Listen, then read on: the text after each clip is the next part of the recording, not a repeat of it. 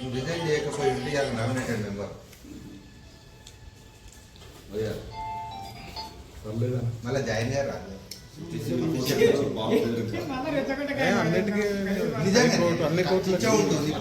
అదే లేకున్నా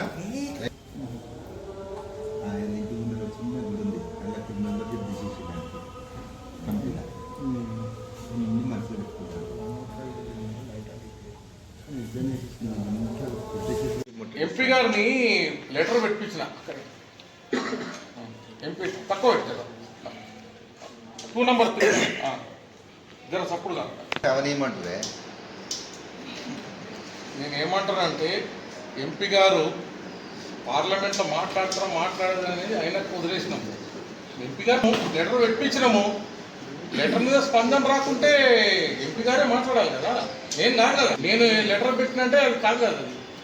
ఇప్పుడు మీరు ఎంపీ అసమర్థతలు అంటే చెప్పమంటున్నాం పై మేము పోయి ఎంపీ గారిని ఎమ్మెల్యే గారిని వాళ్ళే చెప్పాలి కదా.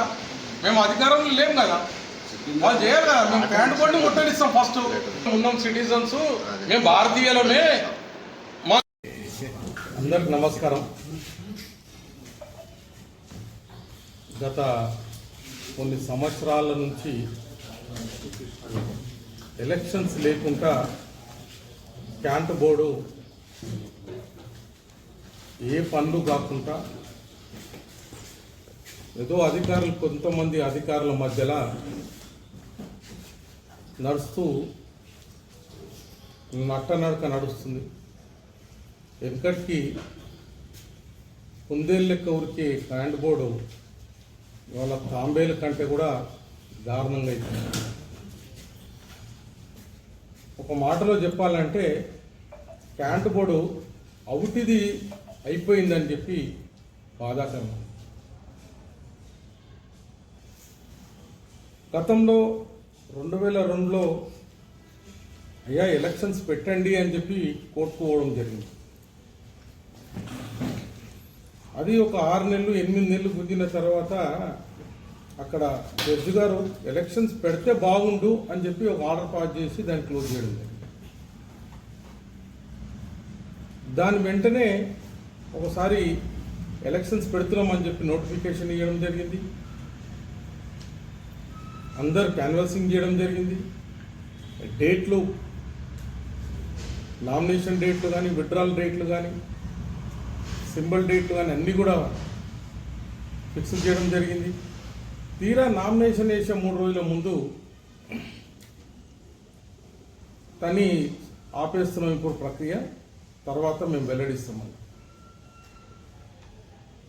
దాని తర్వాత 1 సంవత్సరం పోయింది, 2 ఏళ్ళు పోయింది, 3వ సంవత్సరం అంటే 2022 నుంచి 2025 దాకా వేచి ఉంచడం అయింది. ఈ 2025లో మరి మళ్ళీ ఒకసారి కేసు మహేశ్వర్ రెడ్డి గారు వేయడం జరిగింది. 2025 ఫిబ్రవరిలో నేను కూడా ఒక కేసు వేయడం జరిగింది. నేను సెంట్రల్ గవర్నమెంట్ని ఒకటి అడుగుతున్నాను. మనకంటూ ఒక రాజ్యాంగం ఉంది. మన రాజ్యాంగం ప్రకారంగా దాంట్లో అమెండ్మెంట్ చేసుకోవడానికి పార్లమెంటుకు అన్ని అధికారాలు ఉన్నాయి. ఆ అధికారం మీదకించి 1924 యాక్ట్ని తీసి 2006 యాక్ట్ అని చెప్పి మీరు అన్నట్టుగా మనం ఏ ప్రాంతం నుంచి కొట్లాడుతున్నాం? తెలంగాణ రాష్ట్రం. గతంలో ఇదే కేసును తీసుకుపోయి ఢిల్లీలో వేస్తే, ఢిల్లీ కాదండి మీ పరిధి, హైకోర్టు ఢిల్లీ కాదు మీ పరిధి, మీది లోకల్ ఏరియా పోవాలి, మీ స్టేట్లో వేసుకోవాలని చెప్పి గతంలో కొన్ని కేసెస్లలో ఢిల్లీ కోర్టు చెప్పి పంపించడం జరిగింది. గతంలో 2006 కంటే ముందు ఒకసారి మా కోర్టు మెంబర్ గారు ఆయన కేసు వేసి ఢిల్లీలో చేసాడు, ఢిల్లీ కేసు వచ్చిందన్నాడు, అది జరిగింది.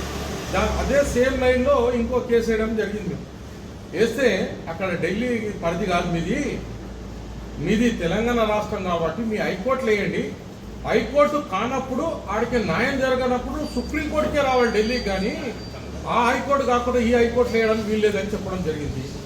ఇంకోటి, ఇప్పుడు ప్రజలు మీరు అడిగిన రెండో ప్రశ్న, ఈడెందుకు ధర్నా, ఆడనే జంతర్ మంతర్లో ధర్నా చేయండి అంటే, ఎలక్షన్ పెట్టమని చెప్పడంలో మేము అనుకున్నంత అంత పెద్ద ఇది ఉండదు మాకు. ఢిల్లీలో పోయి ధర్నాలు చేసేది అంత అవసరం లేదు. ప్రజల గురించి పాకులాడతాము, ప్రజల గురించి చెప్తాము. ప్రజలు ఇక్కడ దగ్గరలో ఉన్నారు కాబట్టి, చుట్టుముట్టు ఏరియాలో ఈ స్థానికంగా ఉన్నారు కాబట్టి ఇక్కడ నుంచి మేము కొట్లాడడానికి ప్రయత్నం చేస్తాము.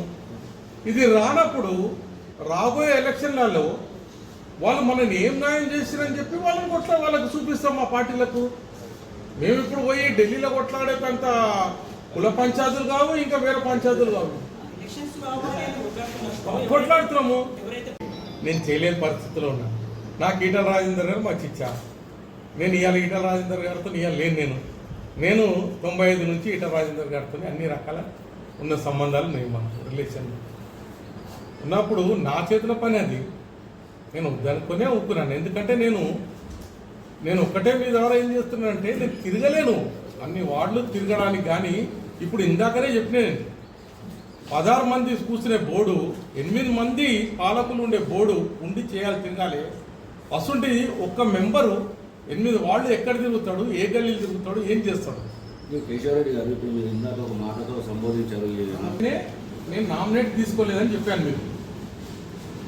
నేను నా ఒక్క వార్డు గురించి తిరుగుతున్నా, నా ఒక్క వార్డులో ఏముందో ప్రోగ్రామ్స్ చేసుకుంటున్నా, సిఓ గారితో కానీ ఎంపీ గారితో కానీ చేపించుకుంటున్నా, తిరుగుతున్నాను, చేసుకుంటున్నాను. నా ఒక్క వార్డు గురించి కాదు కదండి, నేను క్యాంట్ అంటున్నా. ఇది సికింద్రాబాద్ క్యాంట్ అనేది ఒకటి, కానీ భారతదేశంలో 62 క్యాంట్స్ ఉన్నాయి కదా. వాళ్ళందరూ ఎట్లుంటారు? అందరూ మన పౌరులే కదా, భారతదేశ పౌరులే కదా. నువ్వు ఏడ కూడా ఎలక్షన్ పెడతలేవు కదా.